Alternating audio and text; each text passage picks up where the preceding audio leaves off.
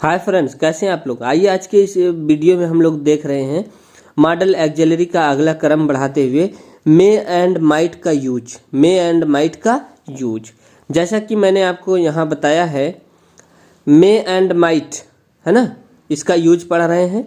और यहाँ आप कोलन लगाइएगा, कोलन मिसप्रिंट है, ऐसे करके नीचे दो बिंदी।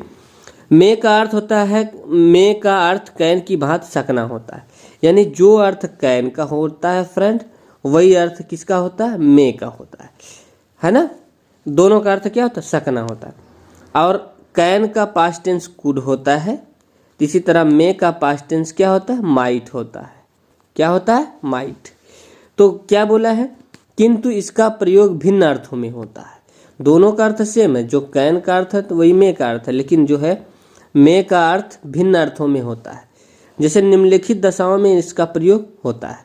तो आइए वो दशाओं को हम देखते हैं, कौन से दशा में होता है। आप लोग अपने स्कूल, कॉलेज या ऑफिस में अक्सर बोलते हैं कि मे आई कम इन। तो जब आप ऐसा बोलते हैं मे आई कम इन, ये क्या होता है, ये क्या शो करता है, मे आई कम इन। अरे भाई, आप परमिशन मांग रहे हैं। क्या मांग रहे हैं, परमिशन। तो जहाँ अनुमति लेना होता है किसी से भी, वहाँ मे का प्रयोग होता है। किसका प्रयोग होता है, मे का, या मे वाई।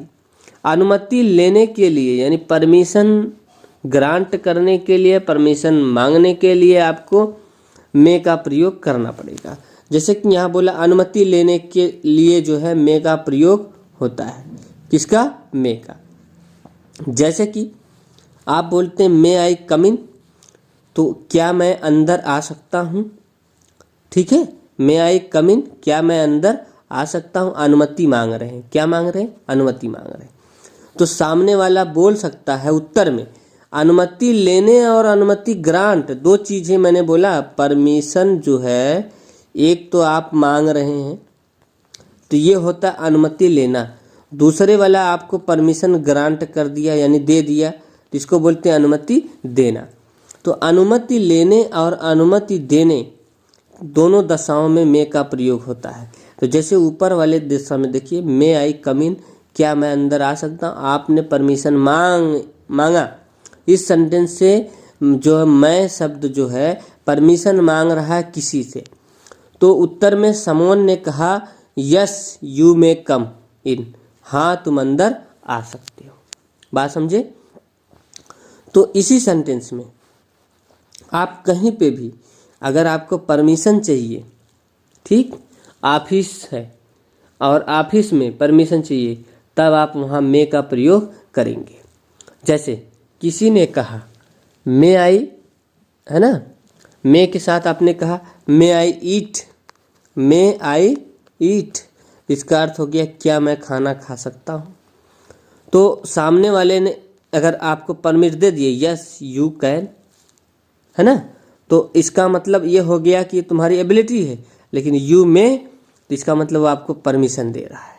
ठीक, जैसे कि आप ऑफिस में बैठे हैं, आप अपने प्रिंसिपल से या फिर किसी से ये कहना चाहते हैं मुझे बाहर जाना है, तो आप ये बोलते मे आई गो आउट, मे आई गो आउट, क्या मैं बाहर जा सकता हूँ। तो वहाँ सामने वाला आपको परमिशन दे सकता है, तो ऐसे बोलेगा yes you may go out, तुम बाहर जा सकते हो। तो कहने का मतलब मैंने वही आपको बताया, अनुमति लेने अनुमति देने में दोनों दशा में मे का प्रयोग होता है। रूल नंबर 1 था। तो फ्रेंड्स, इतनी बात आपको समझ में आ गई। अब आइए आगे देखते हैं। दूसरा बोल रहा है संभावना प्रकट करने के लिए मे का प्रयोग होता है। संभावना को अंग्रेजी में क्या बोलते हैं, पॉसिबिलिटी। क्या बोलते हैं, पॉसिबिलिटी। पॉसिबिलिटी का मतलब क्या होता है, संभावना। ठीक, तो संभावना प्रकट करने के लिए आप मे का प्रयोग करते हैं। जैसे द न्यूज में बी फॉल्स, सूचना गलत हो सकती है। आप संभावना देखिए, यहाँ गलत हो सकती है, उम्मीद ही तो व्यक्त कर रहे हैं। द न्यूज में बी फॉल्स, सूचना गलत हो सकती है। तो प्यारे बंधु, आप क्या प्रकट कर रहे हैं, आप जो है एक अनुमान बता रहे हैं, यानी संभावना, पॉसिबिलिटी बता रहे हैं। इट मे रेन टुडे, आज बरसात हो सकती है। तो मेरे प्यारे बंधु आपको दिख रहा है ना, बरसात हो सकती है। आप संभावना यानी अनुमान लगा रहे हैं। ऐसा भी कह सकते हैं ही मे कम टुडे, वह आज आ सकता है, कम टुडे। तो इसका मतलब ये संभावना है, ही मे कम टुडे, वह आज आ सकता है, ये संभावना। तो संभावना व्यक्त करने के लिए मे का प्रयोग होता है। बात समझें? इतना ही नहीं, आगे भी आप बोल सकते हैं कि जैसे कि इट में, है ना, अकर, इट में अकर। आप कोई बात बोल रहे हैं, आपने कह दिया इट में अकर, ऐसा हो सकता है। तो जहां आपको इसका अर्थ है ये संभावना व्यक्त करने के लिए। ठीक, कोई आपसे बोले, आप दो लोगों के बीच में कन्वर्सेशन हो रही है, आपने कहा, है ना, उसने कहा कि कभी जो है, क्या कभी जो है उल्का आसमान से, है ना, पृथ्वी पे गिर सकता है? तो आपने कहा इट में अकर, हाँ ऐसा हो सकता है। तो आपने संभावना व्यक्त किया, है ना। जैसे क्या आज धूप हो सकती है? तो आपने ऐसे बोल दिया, है ना, कि इट में अकर, रिप्लाई में, हाँ शायद हो सकती है। तो आपने संभावना व्यक्त किया। तो संभावना व्यक्त करने के लिए प्यारे बंधु मे का प्रयोग होता है। ये बात आपको समझ में आई? अब आते हैं अगला रूल देखते हैं। बोला है शुभकामना प्रकट करने की स्थिति में, जैसे अब शुभकामना वाली स्थिति देख लेते हैं। आप किसी को आशीर्वाद देते हैं तब भी आप क्या करते हैं? मे का प्रयोग करते हैं प्यारे मित्र। जैसे कि देखिए, मे गॉड ब्लेस यू, ईश्वर तुम्हारी रक्षा करे। मे यू लिव लॉन्ग, तुम्हारी उम्र लंबी हो, है ना, आप दीर्घायु हो। वही बात है, आप इस केस में भी मे का प्रयोग करते हैं। तो मे से क्या आपने प्रकट किया? मे से आप पॉसिबिलिटी प्रकट किए, नंबर 1। नंबर 2, मे से आपने देखा कि ब्लेस प्रकट किया, आशीर्वाद देने और लेने के लिए। 2, तीसरा परमिशन। देखिए दो चीज़ें, एक पी का मतलब पॉसिबिलिटी, दूसरे पी का मतलब परमिशन, है ना। तो शॉर्टकट में अगर आपको ऐसे भी याद हो जाए, है ना, PPB, है ना, तो आप तब भी याद कर सकते हैं कि पी से परमिशन, पी से पॉसिबिलिटी, बी से ब्लेस। यानी परमिशन के लिए, है ना, पॉसिबिलिटी के लिए, ब्लेस के लिए, संभावना के लिए, है ना। परमिशन का मतलब अनुमति, और पॉसिबिलिटी का मतलब क्या जो है संभावना, और ब्लेस का मतलब आशीर्वाद। तीनों के लिए क्या प्रकट करते हैं? मे। आप वही चीज़ बोलते हैं यहाँ, मे आई कम इन, मे यू लिव लॉन्ग, इसी तरह मे गॉड ब्लेस यू, है ना। कई बार आदमी गुस्से में ये भी बोलता है मे गॉड, है ना, ही, मे गॉड ही बी र्यून, ईश्वर करे वो बर्बाद हो जाए। तो यहाँ सिर्फ आशीर्वाद देने के लिए नहीं, क्रोध निकालने के लिए भी हो जाता है मे का प्रयोग। आप कहते हैं ना, अरे भगवान करे और नरक में जाए, तो ऐसे बोलते हैं मे गॉड, है ना, ही गो टू हेल, भगवान करे और नरक में जाए। तो ये कहने का मतलब ये है, आप इस ब्लेस में दो चीज़ हो सकती है। ब्लेस तो वैसे अच्छी चीज़ होती है, शुभकामना देने के लिए, है ना, तो या उसके अच्छे की कामना करने के लिए। लेकिन जब आप यही सेंटेंस क्रोध में बोलते हैं तो आप उसके बुरे के लिए बोलते हैं, और बुरे के लिए भी मे का प्रयोग होता है। तो प्यारे मित्र, ये बात आपको समझ में आई। अब आइए आगे देखते हैं, आगे क्या बोला है। इसी तरह बोला है मे का माइट, मे का क्या है? माइट। तो आपको ये दिख रहा है कि मे का माइट भी होता है। जी बिल्कुल होता है मे का माइट। जैसे कैन का पास्ट टेंस कुड होता है, वैसे मे का, है ना, पास्ट टेंस क्या होता है? माइट होता है। अब आप इसको भी एकदम इजीली बना सकते हैं, है ना, उसी बेस पे जैसे आपने इसको बनाया। ठीक, देखिए क्या बोला है, माइट का प्रयोग, है ना, माइट का प्रयोग रिमोट पॉसिबिलिटी प्रकट करने के लिए पास्ट टेंस में मुख्य क्रिया की फर्स्ट फॉर्म के साथ किया जाता है। बात समझ में आई। जैसे अब देखिए रिमोट पॉसिबिलिटी क्या होती है। रिमोट पॉसिबिलिटी का मतलब एकदम डायरेक्ट पॉसिबिलिटी नहीं कहते हैं। जैसे तुम ऐसा कर सकते थे तो आप कुड बोले थे, है ना, पास्ट टेंस में कैन का, है ना। लेकिन अगर वो संभावना हो कि ऐसा हो सकता था, एबिलिटी नहीं, वहाँ सामर्थ्य ना प्रकट हो, तब वही माइट कर देते हैं। जैसे इसमें बोला है कि सी इज इल, वह बीमार है। सी माइट पास, वह पास हो सकती है। अब देखिए कोई अगर बीमार है तो स्कूल रेगुलर अटेंड नहीं कर पाएगा, है ना, कोचिंग है, ट्यूशन है, जहाँ कहीं वो रेगुलर नहीं हो पाएगा, लेकिन यहाँ वह पास हो सकती है। ऐसे टेंस में इसी को बोलते हैं रिमोट पॉसिबिलिटी। बात समझे।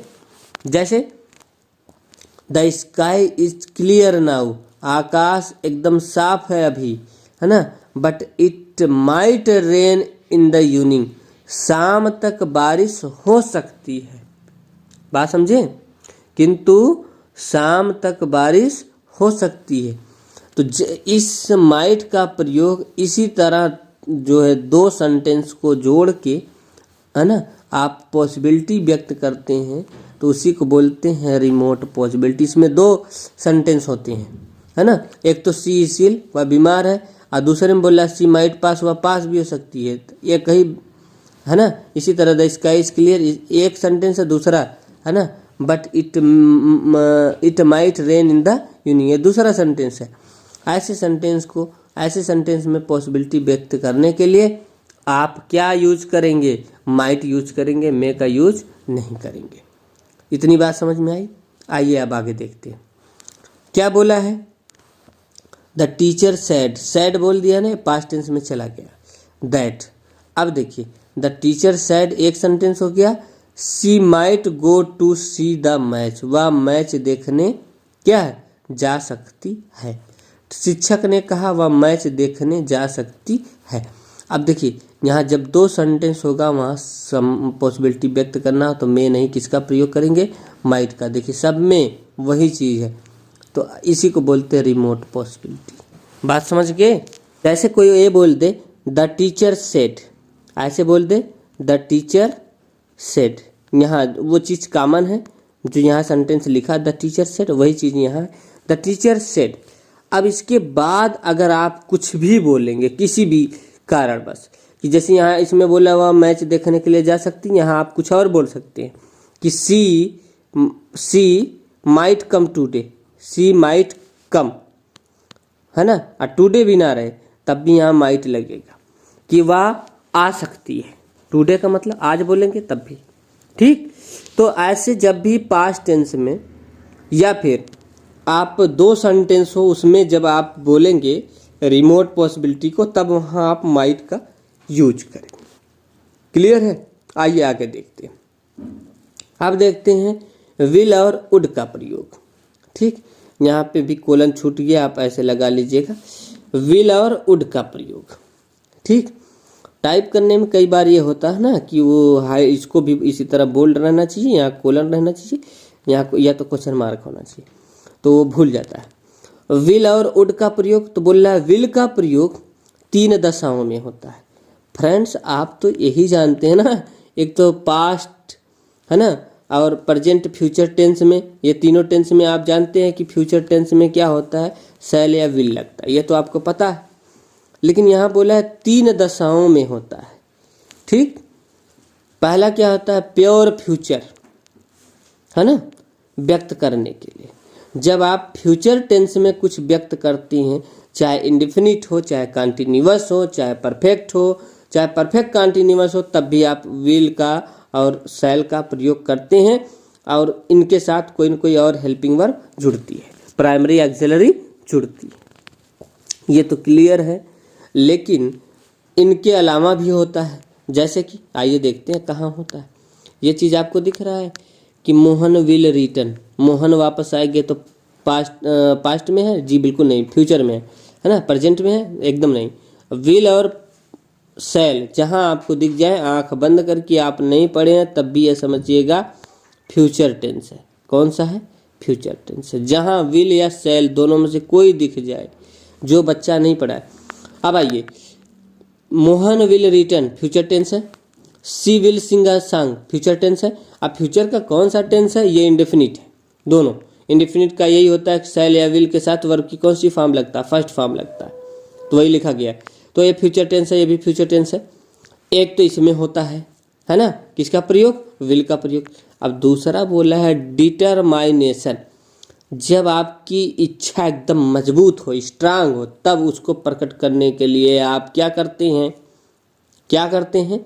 विल का प्रयोग करते हैं।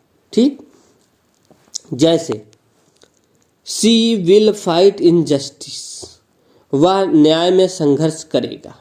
सॉरी, ही विल फाइट है, तो वह न्याय में क्या है? संघर्ष करेगा।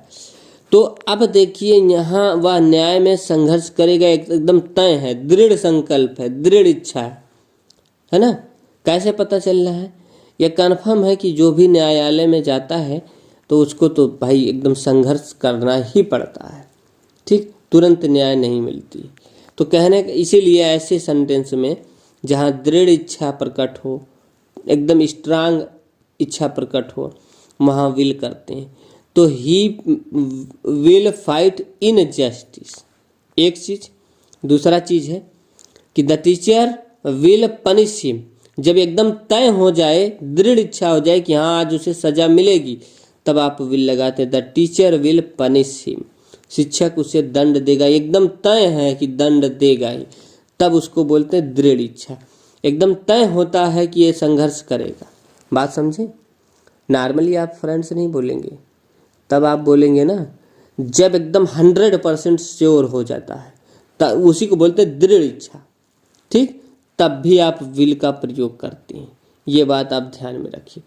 और तीसरा प्रयोग ये होता है विल का, इंटेंशन या प्रॉमिस।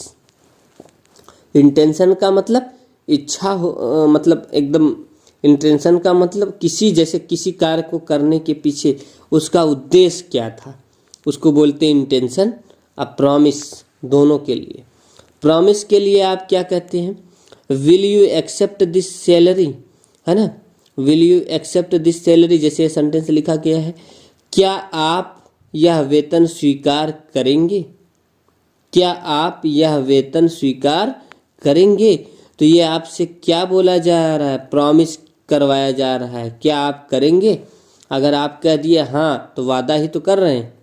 जैसे मैं बोलूं क्या तुम कल मेरे घर आओगे, तो मैं क्या करवा रहा हूँ? अरे भाई, प्रॉमिस तुमसे करवा रहा हूँ। आप अपने फादर से भी बोलते हैं पापा क्या मैं, है ना, जब आप ऐसे बोलते हैं पापा क्या मैं पास हो जाऊंगा तो आप मुझे साइकिल देंगे, तब आप वो प्रॉमिस नहीं कर रहे हैं, कंडीशन दे रहे हैं, शर्त दे रहे हैं। शर्त? कैसे शर्त? अरे भाई, जब एक शर्त यह है कि पास होना, दूसरी शर्त यह है कि साइकिल देना, तो जब अगर पास होंगे तभी तो मिलेगा, एक कंडीशन हो गई ना। लेकिन अगर आप वही नॉर्मली करते हैं कि पापा क्या शाम तक आओगे, तो ये प्रॉमिस हो गया।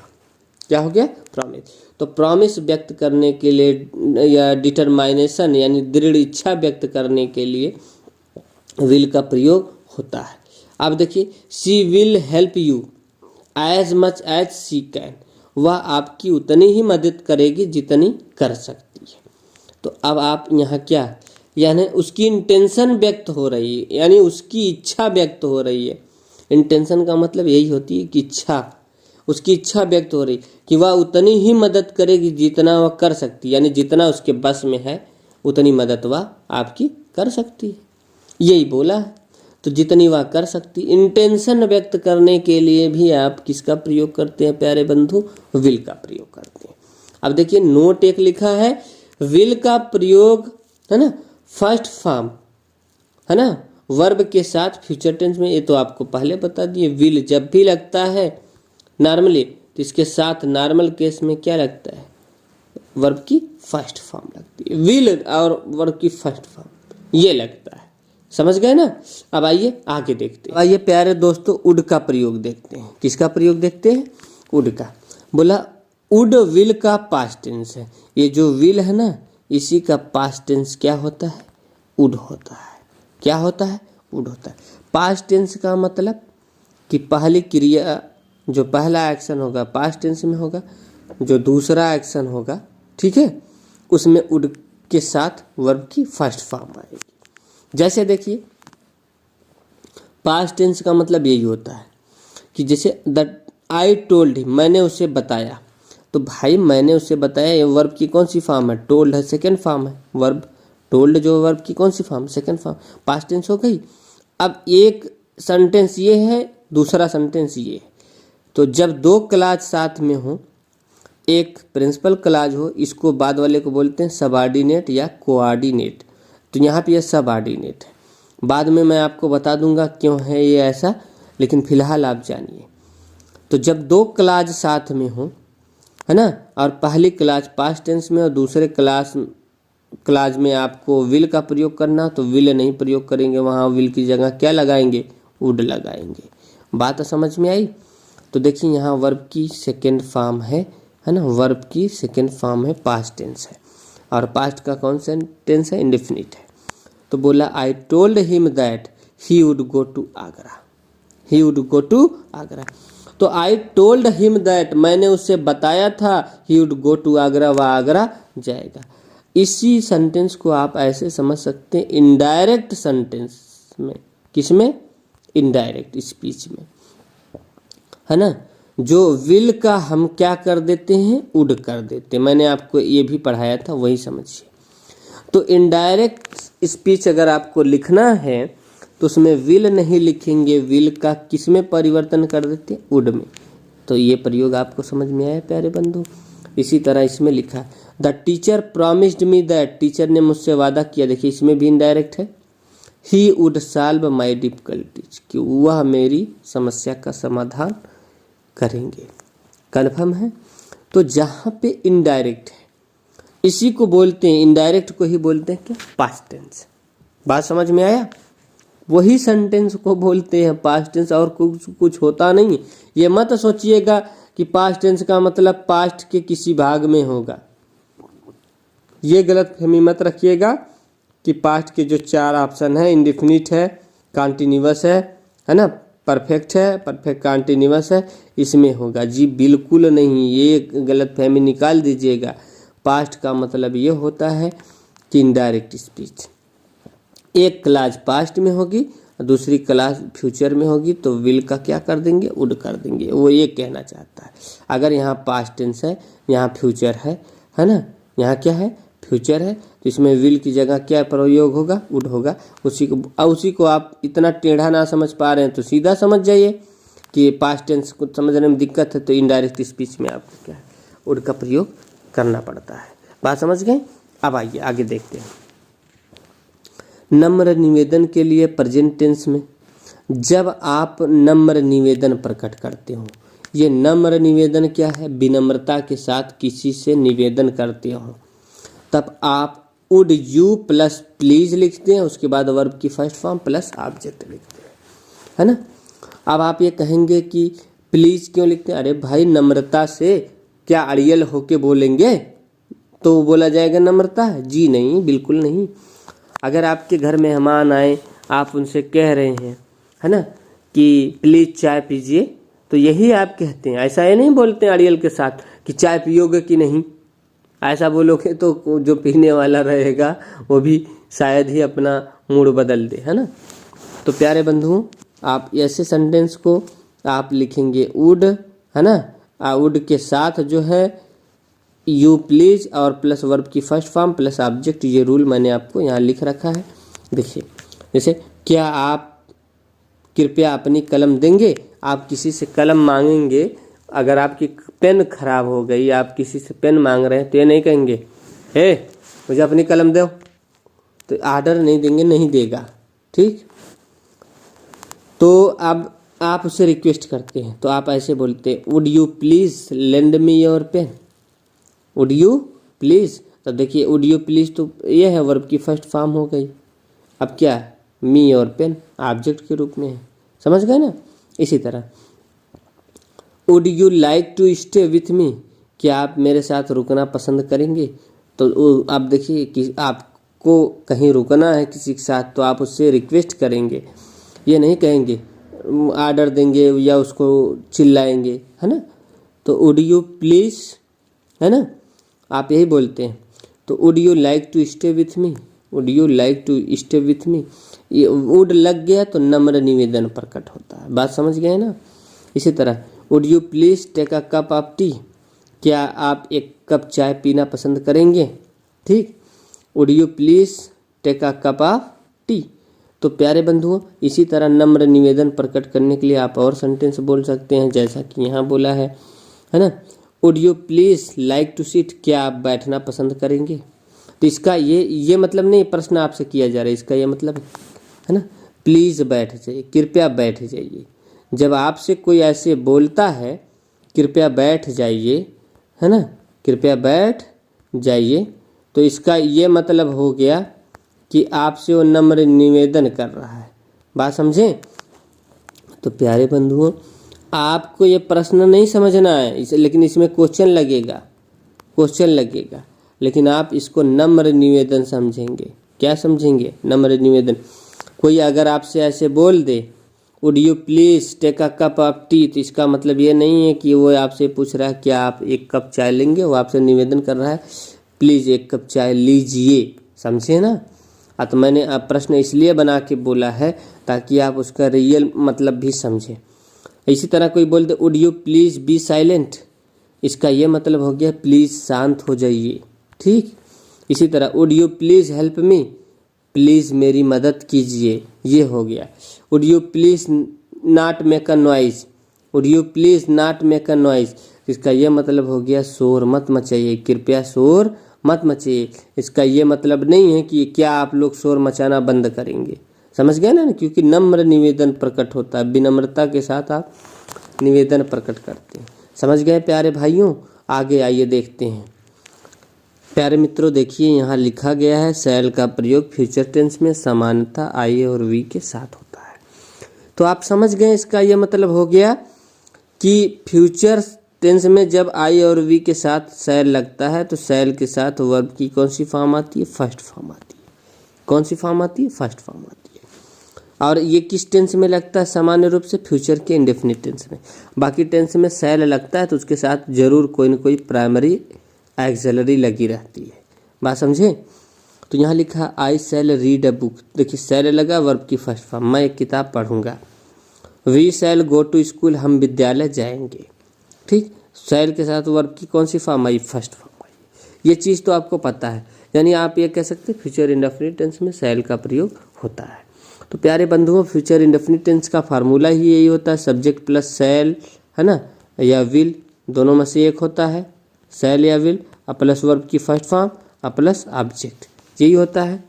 इसी पे आप हर क्वेश्चन बनाते हैं, ट्रांसलेशन करते हैं, तो आपको यहाँ पे जो है ऐसे देखने को मिल जाएगा। तो इस टेंस में आप शैल का प्रयोग आसानी से करेंगे। और सुनिए, शैल का ही पास्ट टेंस क्या होता है? शुड होता है। क्या होता है? जैसे विल का पास्ट टेंस क्या होता है? वुड होता है। ऐसे शैल का पास्ट टेंस क्या होता है? शुड होता है। अब आप ये कहेंगे पास्ट टेंस का मतलब पास्ट टेंस में होगा? जी नहीं, पास्ट टेंस का मतलब ये दो क्लाज होंगे, एक पास्ट टेंस में होगा, दूसरा किस में होगा? फ्यूचर टेंस में होगा। तो पास्ट टेंस इधर होगा तो फ्यूचर टेंस इधर होगा, तो इसमें विल को वुड कर देंगे, शैल को शुड कर देंगे, एकदम इनडायरेक्ट वाला रूल बन जाएगा। बात समझ गए। आगे आइए देखिए क्या बोला है।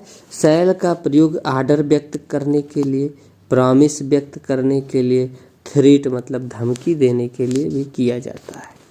ठीक, तो यानी आर्डर व्यक्त करने के लिए, वादा करने के लिए और धमकी देने के लिए किया जाता है। तो आप ये जो प्रॉमिस करने के लिए तो आप हमेशा बोलते होंगे, जैसे you shall not inter my room. अब सुनिए आप, you shall not inter my room, अब इसका हिंदी क्या है? तुम पुनः मेरे कमरे में प्रवेश नहीं करोगे। तो क्या दिया जा रहा है? अगर यही बात चिल्ला के बोली जाएगी तो धमकी हो जाएगी, है ना, और नहीं तो नॉर्मली बोली जाएगी तो क्या होगा? आर्डर होगा। कोई बड़ा आपसे बोल देगा तो क्या होगा? आर्डर होगा। बात समझे। आपके पिता बोल दिए आपको तो वो आपको आर्डर दे रहे हैं कि अब सुनिए, इसका यू के साथ तो आप कहेंगे विल लगा, लेकिन लगा क्या है, शैल। तो इसका ये मतलब ये हो गया कि जब यू के साथ शैल लग जाए तो काम क्या होता है, एकदम निश्चित होता है। ठीक है, बहुत इंसर्ट करके उस पर बोला जाता है। ठीक, तो ऐसे में you shall not inter my room, तो इसका ये मतलब ये हो गया कि अगेन कि तुम पुनः मेरे कमरे में प्रवेश अवश्य नहीं करोगे, मतलब श्योर है नहीं करोगे, तो ये आर्डर दिया गया। इसी तरह you shall get your money tomorrow, आपको आपका पैसा मिल जाएगा कल। जैसे कोई आपके ऊपर भड़क रहा है, उधार लिए, चिल्ला रहा है, तो आप कई बार गुस्से में कहते हैं आपको आपका पैसा कल मिल जाएगा। अब आप इससे ज़्यादा कुछ मत भूलिए, तो आप वहाँ क्या करते हैं, ऐसा कहें कि आप प्रॉमिस ही तो कर रहे हैं, है ना, समझे ना। तो यू के साथ शैल लगाए हैं यहाँ पे भी। जब आप यही चीज़ आप आई के साथ करेंगे तो विल कर देंगे, बात समझे, तब शैल नहीं करेंगे। ठीक, जैसे आपको प्रॉमिस करना है ना, तो वह कल आएगा, तो आपने कहा ही शैल कम टुमारो, ही शैल कम टुमारो। ठीक, तो प्यारे बंधु यहाँ पे शैल लगा ही के साथ, तो इसका मतलब ये है कि एकदम प्रॉमिस कर रहा है ना, कहने वाला स्पीकर प्रॉमिस कर रहा है, वादा कर रहा है कि वह जरूर आएगा, बात समझे, वादा कर रहा है, कन्फर्म है। अब आइए, तो आगे क्या बोला है, थ्रीट में बोला है ही शैल बी पनिश्ड। अब आप कहेंगे वह दंडित होगा। तो आप देखिए दंडित होना का मतलब क्या होता है, दंड देना का मतलब तो आपको समझ में आता है कि दंड देना का मतलब होता है पनिश, है ना। लेकिन दंडित होना का मतलब पनिश दिया जाएगा तभी तो दंडित होगा। तो आप चाहते तो ये भी कह सकते वह दंडित होगा। अगर आप कहेंगे ऐसे मैं लिख दूं ही शैल पनिश, तब सर सही नहीं होगा। तो आप कहेंगे मैं ऐसे लिख दूं तो क्या सही नहीं होगा, ही शैल पनिश। तो देखिए सब्जेक्ट है, ये हेल्पिंग वर्ब हो गए, पनिश हो गया वर्ब की फर्स्ट। अरे प्यारे भाई अर्थ भी तो देखो, ही शैल पनिश, वह सजा देगा, मतलब यहाँ वो खुद सजा पाएगा, और यहाँ हो गया कि वह सजा देगा, अर्थ का अर्थ नहीं हो गया। तो ऐसा नहीं हो सकता, समझे ना, इसीलिए बी लगा है। तो बी के साथ जब आप पार्टिसिपल लगाते हैं, क्या लगाते हैं, पार्टिसिपल लगाते हैं, तो है ना, ये पार्टिसिपल एडजेक्टिव होता है। क्या होता है, एडजेक्टिव होता है। तो आपको पता है बी के साथ एडजेक्टिव लगाना, तो मतलब ये क्या बन गया, वर्ब बन गया। क्या बन गया, वर्ब बन गया। तो वही है, दंडित होना का मतलब बी पनिश्ड हो जाएगा, है ना, क्या हो जाएगा, बी पनिश्ड हो जाएगा। अगर यहाँ पनिश्ड नहीं होता, अच्छा होता, तो बी गुड कहते तो अच्छा होना हो जाता। बात समझ गए ना, वही मैं समझा रहा। आगे देखिए क्या बोला है, ही शैल बी पनिश्ड, वह दंडित होगा। तो ये क्या है, मतलब उसको दंड दिया जाएगा, एकदम थ्रेट है, धमकी है भाई, है ना। आगे देखिए इसमें क्या लिखा गया है, शुड का प्रयोग है ना वास्तव में पास्ट टेंस में होता है, यानी पास्ट टेंस में होता है। वही ऐसे लिखा है, शुड वास्तव में शैल का पास्ट टेंस है। ये तो आपको भी मैंने पहले अभी बताया, जस्ट बताया है। तो क्या बोला है, शुड का प्रयोग वास्तव में एक सामान्य रूप से पास्ट टेंस में होता है। पास्ट टेंस का मतलब इनडायरेक्ट स्पीच में, पास्ट टेंस का मतलब इनडायरेक्ट स्पीच में, ये तो आपको पता हो गया। जैसे उड का हो रहा था उसी तरह क्या हो जाएगा, शुड का होगा। तो प्यारे बंधुओं आपको यहाँ दिख रहा होगा आई सेड, वर्ब की कौन सी फॉर्म है, सेकेंड फॉर्म है। और यहाँ क्या लगा, दैट, कंजक्शन क्या लगा, दैट। इधर आपको दिख रहा है यहाँ शुड लगा। जब आप इसका डायरेक्ट बनाएंगे तो यही तो बनाएंगे ना, आई सेड, इन्वर्टेड कॉमा में क्या लिखेंगे, I shall go to see the match, यही ना। तो अब आगे यही है, अगर यहाँ पे कम होता तो आप उसका गो कर देते, ठीक। अगर यहाँ पे कम होता तो आप क्या कर देते, गो। अगर गो है तो कोई चेंज नहीं वर्ब में, ये मैंने आपको पहले रूल में बता दिया था जब डायरेक्ट इनडायरेक्ट की टॉपिक खत्म करवाई थी। तो यहाँ पे आई तो आई रहेगा, सैड रहेगा, इन्वर्टेड ये कामा हटेगा तो यहाँ दैट लगा है, वही तो लगा है। फिर आई तो आई रहेगा क्योंकि इस प्रोनाउन का इससे संबंध है। फिर शैल का क्या आपने कर दिया, शुड कर दिया ना, क्योंकि रिपोर्टिंग वर्ब किस टेंस में है, पास्ट टेंस में। वही चीज़ तो यहाँ बनाया गया है, तो उसी को बोलते हैं पास्ट टेंस में शुड का प्रयोग होता है। बात तो समझ में आई। ऐसे तमाम जो है इनडायरेक्ट स्पीच होंगे, रिपोर्टिंग वर्ब जिसकी पास्ट टेंस में हो उसमें क्या है, शैल का प्रयोग हो, उसी को कन्वर्ट करना होता है शुड में। क्लियर है। अब देखते हैं शैल का प्रयोग एडवाइस के लिए। किसके लिए, एडवाइस के लिए। तो एडवाइस के लिए, सलाह के लिए कैसे होता है, जब आप किसी को सलाह देते हैं, जैसे कि शुड लगाते हैं, क्या लगाते हैं, शुड, तो शुड के साथ वर्ब की कौन सी फॉर्म लिखते हैं, फर्स्ट फॉर्म लिखते हैं। जैसे कि you should not make a noise here, ये इसकी हिंदी है, तुम्हें यहाँ शोर नहीं मचाना चाहिए। आपको यहाँ दिख रहा है शुड लगा है, मेक लगा है, क्योंकि मेक की फर्स्ट फॉर्म होती है, सेकेंड फॉर्म क्या होती है, मेड होती है, थर्ड फॉर्म भी यही होती है, और फिर लास्ट में क्या होता है, ई को हटा के आईएनजी जोड़ दिया जाता है, मेकिंग। तो आप क्या देखिए, शुड के साथ वर्ब की कौन सी फॉर्म लगा, फर्स्ट फॉर्म। निगेटिव है तो निगेटिव, पॉजिटिव होगा तो पॉजिटिव। जैसे तुम्हें गरीबों की मदद करनी चाहिए, हमें गरीबों की मदद करनी चाहिए, मुझे गरीबों की मदद करनी चाहिए। ऐसे सेंटेंस में देखिए यहाँ लिखा गया हमें गरीबों की सहायता करनी चाहिए, तो we should help the poor. The poor का मतलब गरीब लोग, है ना। इसी तरह मैं ये बोलूँ कि तुम्हें झूठ नहीं बोलना चाहिए, तुम्हें झूठ नहीं बोलना चाहिए, मैंने हिंदी में ऐसे बोल दिया कि तुम्हें झूठ नहीं बोलना चाहिए, तो आपको क्या दिखा कि तुम्हें झूठ नहीं बोलना चाहिए, एडवाइस ही तो दे रहा हूँ। तो जब एडवाइस दे रहा हूँ तुम्हें झूठ नहीं बोलना चाहिए, तो आपको ये पता चल गया कि मैंने एडवाइस दिया है, तो एडवाइस के लिए आप इसका शुड का इस्तेमाल करिए। तो यू है ना, नहीं चाहिए तो शुड, शुड के तुरंत बाद क्या, not tell a lie, tell a lie, तुम्हें झूठ नहीं बोलना चाहिए। अगर बोलना चाहिए, तुमको झूठ बोलना चाहिए, तो ये नॉट हटा देंगे, ठीक। ऐसा आप बना सकते हैं, समझ गए ना। इसी तरह आइए आप अगला सेंटेंस देखते हैं, क्या बोला है, शुड का प्रयोग ड्यूटी के लिए किया जाता है। किसके लिए किया जाता है प्यारे बंधु, ड्यूटी के लिए। ये ड्यूटी के लिए, ड्यूटी के लिए कैसे करते हैं, आपको जब आपका कर्तव्य याद दिलाया जाए तब आप वहाँ पे भी शुड का प्रयोग करते हैं। जैसे we should respect our elders, हमें अपने बड़ों का सम्मान करना चाहिए। तो भाई यहाँ पे भी वही फर्स्ट फॉर्म रहेगा, लेकिन सेंस बदल जाएगी। यहाँ सलाह है तो यहाँ क्या हो गया, ड्यूटी है ना। जैसे कि यू शुड कम, मैंने आपसे ऐसे बोला you should come, you should come, है ना, on time, come on time, तुमको समय से आना चाहिए। क्या बोल रहा है, तुम समय से नहीं आ रहे हो, तुम अपना ड्यूटी नहीं निभा रहे हो, तो इसका मतलब क्या है, समय से आना चाहिए। तो जब भी आपको कर्तव्य कोई याद दिलाए तो शुड का प्रयोग करते हैं।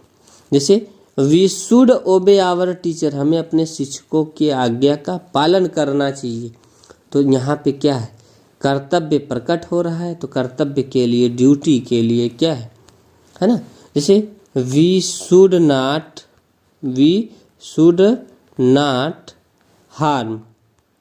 हार्म अदर, हमें दूसरों को नुकसान नहीं पहुंचाना चाहिए। तो कर्तव्य है भाई, है ना, कर्तव्य है। अगर इसी तरह एडवाइस होगा तो एडवाइस, जैसे मैं बोला कि यू शुड, है ना, नॉट स्टील, तुम्हें चोरी नहीं करना चाहिए, तो सलाह दे रहा हूँ, चोरी नहीं करना चाहिए। तो सलाह हो सकता है, ड्यूटी हो सकता है, अब पास्ट टेंस में ऐसे प्रकट हो सकता है।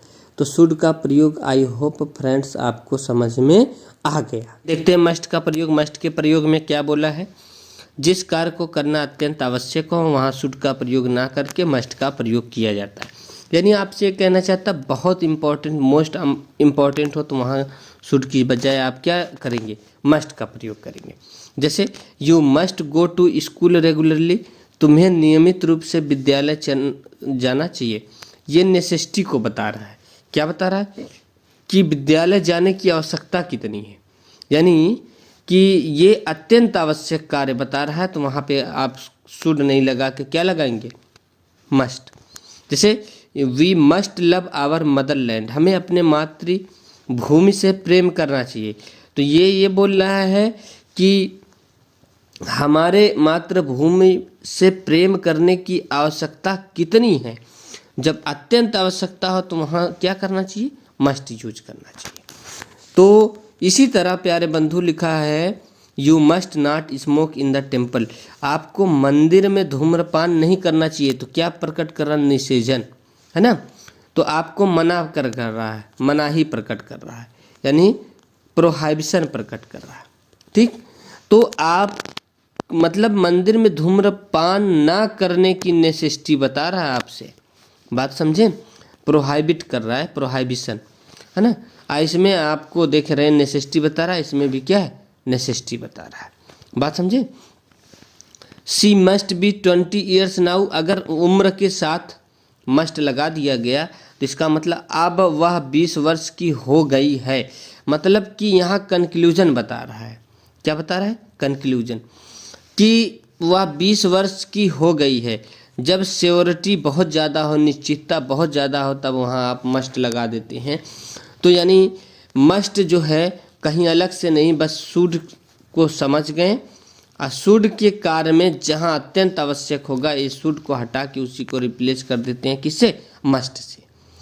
ठीक, इसको हम आगे डिटेल में पढ़ेंगे तब, जब हम कंपटीशन के बेस पे और जाके डिटेल में पढ़ेंगे नेक्स्ट लेक्चर में, है ना, जब स्पेशल केस पढ़ेंगे तब। अभी तो बस ऐसे normally as a modal auxiliary के रूप में हम लोग पढ़ रहे हैं, ठीक है, क्योंकि इनका एक एक अलग से रोल पढ़ना, इनके ऊपर क्वेश्चन लगाना वहाँ बहुत इंपॉर्टेंट होगा। आइए आगे देखते हैं, आगे क्या बोला है, आर टू का प्रयोग। ये समझिए एक प्रकार से रिवाइज हो जा रहा है कितना हम मॉडल एक्सिलरी हैं।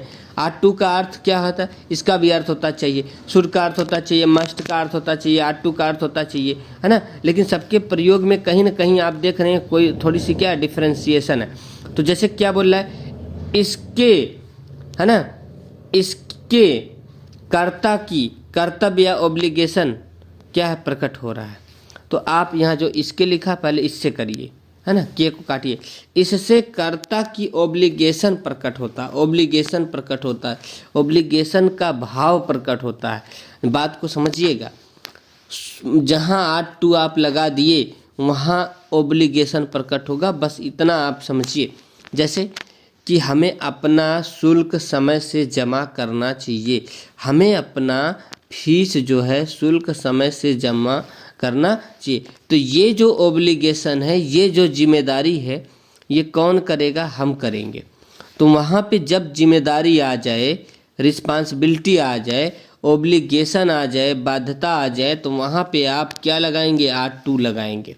ठीक है, जैसे वी आर टू पे आवर फी इन टाइम, हमें अपनी फीस को टाइम से जमा करना चाहिए।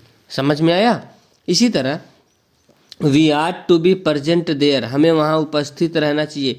मतलब अब ये कोई जगह हो सकता है, आर टू लगा है, ये वहाँ कुछ भी हो सकता है, चाहे मंदिर हो सकता है, चाहे जो है आप स्कूल हो सकता है, या ऑफिस हो सकती है। ये देयर का सेंस कुछ भी हो सकता है, ये तो आपके सेंस पे डिपेंड करता है, बात समझे।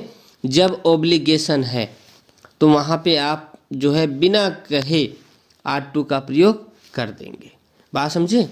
यूज टू का प्रयोग क्या लिखा है, अफर्मेटिव वाक्यों में प्रयोग होता है। अफर्मेटिव वाक्य में, जी आप बिल्कुल समझे, अफर्मेटिव यानी साधारण वाक्य में। बोला he use to smoke very much in his young age, जब वह जवान था तो बहुत स्मोकिंग किया करता था। अफर्मेटिव सेंटेंस है, कहीं नाट नहीं आया है।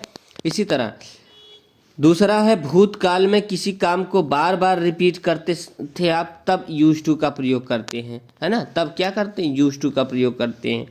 ठीक, जैसे कि I use to read novels when I was young, जब मैं यंग नौजवान था, है ना, जवान था, तो उपन्यास पढ़ा करता था। ये उपन्यास बार बार पढ़ने की घटना को बता रहा है। ठीक, बात समझिए। जैसे कि अगर आप इसी को कह दिए, I use to visit visit his house या हिज होम, मैं उसके घर बार बार जाया करता था, ये यूज्ड टू बता रहा है। ठीक है, तो इसी तरह यूज्ड टू का प्रयोग आप कर सकते हैं। ठीक है, लेकिन आजकल के सेंस में यूज्ड टू की बजाय लोग वुड का प्रयोग कर देते हैं। जहाँ यूज्ड टू लगाते हैं वहीं वुड कर दिए, सेंस वही रहता है। जैसे I would read novel when I was young. ठीक है, इसका ये मतलब हो गया कि जब यंग था तो बार बार उपन्यास पढ़ता था, हमेशा पढ़ा करता था। My sister would teach me, है ना, एवरी टाइम, मेरी बहन मुझे हमेशा सताती रहती थी। तो यानी ये वुड की जगह जो है हम यूज्ड टू लगाएं या यूज्ड टू की जगह जो है क्या लगाएं, वुड लगाएं, बात क्या है एक ही है। लेकिन आजकल कोई यूज्ड टू नहीं लगाता, डायरेक्ट वुड लगा के काम चला लेता है, बात दोनों की एक ही। अब आइए आगे देखते हैं। नीड और डेयर में देख लीजिए, नीड और डेयर में क्या बोला है, नीड का अर्थ होना होता है। नीड का अर्थ क्या है, होना। कई बार नीड का अर्थ चाहिए भी होता है, जैसे आपने बोला आई नीड वाटर, तो मुझे पानी चाहिए, तो इसका ये मतलब आपको पानी की ज़रूरत है, समझे, होना है, लेकिन आप वहाँ चाहिए बोल लेते हैं, तो दोनों सेंस में काम करता है। नीड का प्रयोग मॉडल ऑक्सिलरी के रूप में अफर्मेटिव सेंटेंस में नहीं किया जाता जी, अफर्मेटिव में नहीं करेंगे, बस इतना याद रखें। इसका प्रयोग किस में करते हैं, निगेटिव या तो इंट्रोगेटिव में करते हैं। और आपको ये भी पता है आवश्यकता या दबाव, है ना, कंपल्सन के अभाव को व्यक्त करता है, या तो ये ज़रूरत बताता है या तो कंपल्सन बताता है, यानी अभाव बताता है। इसमें यस या यस नहीं लगता है, ये भी ध्यान दीजिएगा। ठीक है, तो इसमें ना तो यस या ना तो ईएस लगता है और ना ही इसके बाद इन्फिनिटिव टू का प्रयोग होता है। दोनों चीज़ आपको, इसमें यस या यस नहीं लगाएंगे, इसके बाद इन्फिनिटिव अगर आएगा तो टू नहीं लगाएंगे। बात समझे, इन चीज़ को आपको ध्यान में रखना। जैसे you need not worry for me, है ना, तुम्हें मेरे लिए चिंता करने की आवश्यकता नहीं है। अब यहाँ नेसेसिटी का दिखा रहा है ना, नेसेसिटी की आवश्यकता बता रहा है कि यू नीड नॉट। अब आप यहाँ देखेंगे टू वरी नहीं लगाया है, you need not worry for me. ठीक है, तो इसके बाद इन्फिनिटी नहीं लगता, इसमें यस या यस भी नहीं लगाएंगे आप, ये भी ध्यान दीजिएगा। आगे क्या बोला है कि need I call you again, क्या तुम्हें पुनः बुलाने की मुझे आवश्यकता है। प्रश्न पूछ रहा है, नीड लगा, पहले लगा दिए हैं। ठीक है, इसके साथ हेल्पिंग वर्ब नहीं लगता है, ये भी याद ध्यान दीजिएगा। डूडस ये इंट्रोगेटिव में नहीं, उसको डायरेक्ट आप नीड पहले कर देंगे, वो इंट्रोगेटिव हो गया।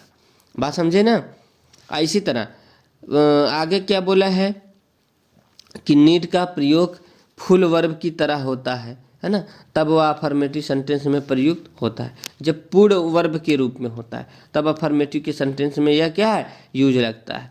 तब इसमें यस या यस, डू डज दोनों का प्रयोग कर सकते हैं। जैसे कि नीचे सेंटेंस में देखिए, फुल वर्ब के रूप में कैसे लगा है कि ही नीड्स सम मनी। अब यहाँ ही नीड्स सम मनी, उसे कुछ धन की ज़रूरत है, यानी ज़रूरत होने के रूप में वर्ब, यानी फुल वर्ब के मेन वर्ब के रूप में यूज हुआ है। तो ऐसे में आप इसमें यस या यस लगा सकते हैं, इसके साथ डू डज भी लगा सकते हैं। He does not need any money, उसे किसी धन की आवश्यकता नहीं है, उसे किसी धन की आवश्यकता नहीं है। अब यहाँ मेन वर्ब के रूप में है इसलिए डज लगा है। बात समझे ना। इसी तरह डेयर होता है, डेयर भी मॉडल ऑक्सिलरी वर्ब है और डेयर से आपको करेज देखने को मिलता है। ठीक है, जैसे you dare not come here, तुम यहाँ आने की साहस मत करना, है ना। I dare, he dare not go there, उसमें वहाँ जाने की साहस नहीं है। डेयर आई गो, है ना। अब डेयर आई गो, तो क्या मुझ में जाने का साहस है, ये क्या से प्रश्न कर रहा है। बात समझे। तो जब ऐसे बोलता है तब इनके साथ जो है आप देखेंगे कि जो डेयर है इसके साथ जो है आप देखेंगे कहीं पे भी हेल्पिंग वर्ब नहीं लगा है। बात समझे, क्लियर है। तो प्यारे मित्रों, इतनी ही मॉडल ऑक्सिलरी थी, मैंने सबको कवर कर दिया लगभग। कुछ बचा होगा, फिर अलग से हम इनका यूज जब पढ़ेंगे तो वहाँ देख लेंगे एक एक करके, क्योंकि एक एक करके जब पढ़ेंगे तो उसमें बहुत समय लगेगा। फिलहाल मॉडल ऑक्सिलरी में इतना ही, मिलते हैं नेक्स्ट वीडियो में अगले टॉपिक के साथ।